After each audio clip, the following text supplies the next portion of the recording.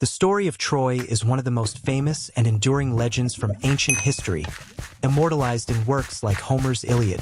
Troy, the magnificent city-state, was renowned for its impenetrable walls, its heroic warriors, and its prosperous trade routes.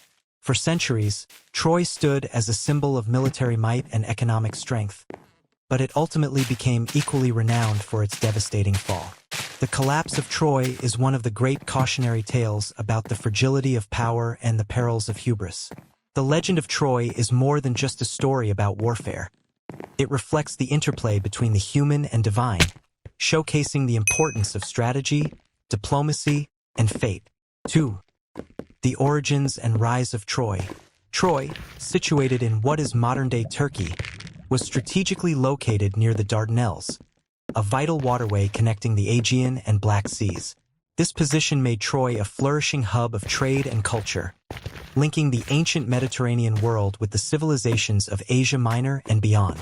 The wealth of Troy was not only due to its favorable geography but also its resilience and military prowess.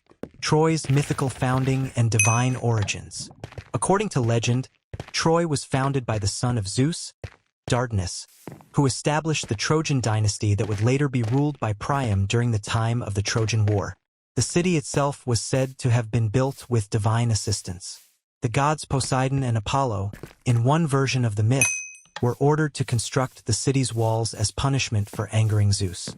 This divine craftsmanship rendered the walls virtually indestructible, imbuing the city with an aura of invincibility. Thus, from its very beginnings, Troy was seen not only as a city of men but as a city blessed by the gods. King Priam's rule and Troy's prosperity. During the reign of King Priam, the last king of Troy, the city reached the height of its prosperity.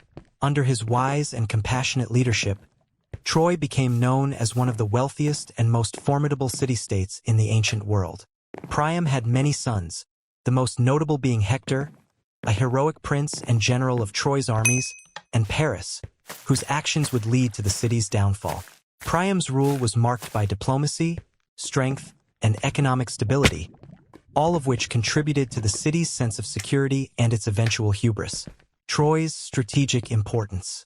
Beyond its mythical allure, Troy was a significant strategic city. Its location allowed it to control access to the Hellespont, Dardanelles, a narrow but vital strait that was crucial for trade routes between the Aegean and Black Seas. The Trojans capitalized on this, taxing passing ships and amassing wealth from their position as gatekeepers of the eastern Mediterranean.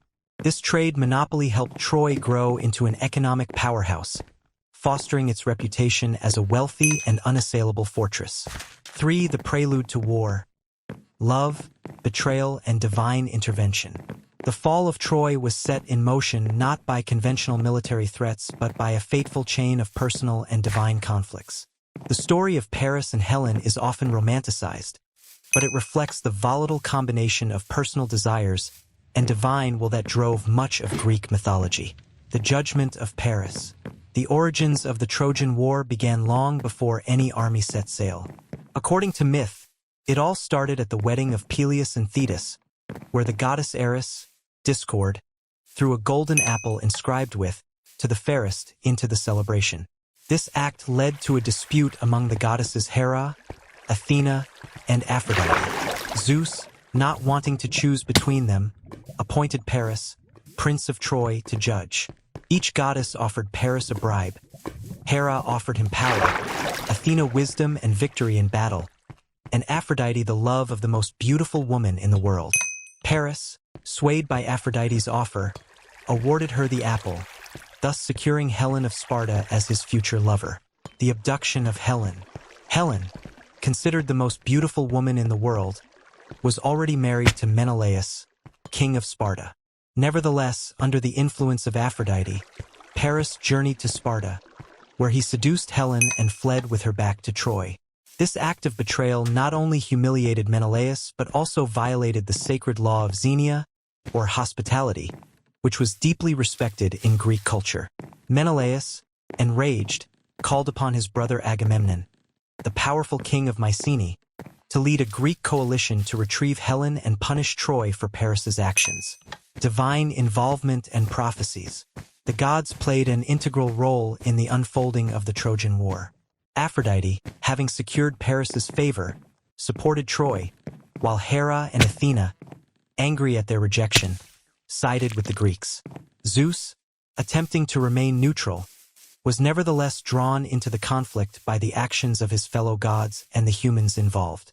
Prophecies also loomed large over the war, particularly regarding the fate of Troy. It was foretold that Troy would fall, but only through deceit, not through direct combat. The gods' involvement in the war ensured that it was not merely a human struggle but a cosmic clash between divine forces. 4. The Trojan War, the siege and Troy's heroic defense. The Trojan War, as described in the Iliad, was not a single battle but a long and arduous siege lasting 10 years. Throughout this period, the walls of Troy stood strong, and its warriors, led by Hector, valiantly defended their city against the onslaught of the Greek forces. The Greek coalition and their greatest heroes. The Greeks amassed a formidable coalition, consisting of warriors from various city-states across Greece. Achilles, the invincible warrior whose prowess in battle was unmatched, Odysseus, known for his cunning and intellect, and Ajax, a giant of a man known for his brute strength, were among the key figures of the Greek army. These heroes, alongside thousands of Greek soldiers, laid siege to Troy, hoping to breach its walls and reclaim Helen. Thank you for watching the whole video. If you find it interesting, please give me a like and subscribe to the channel.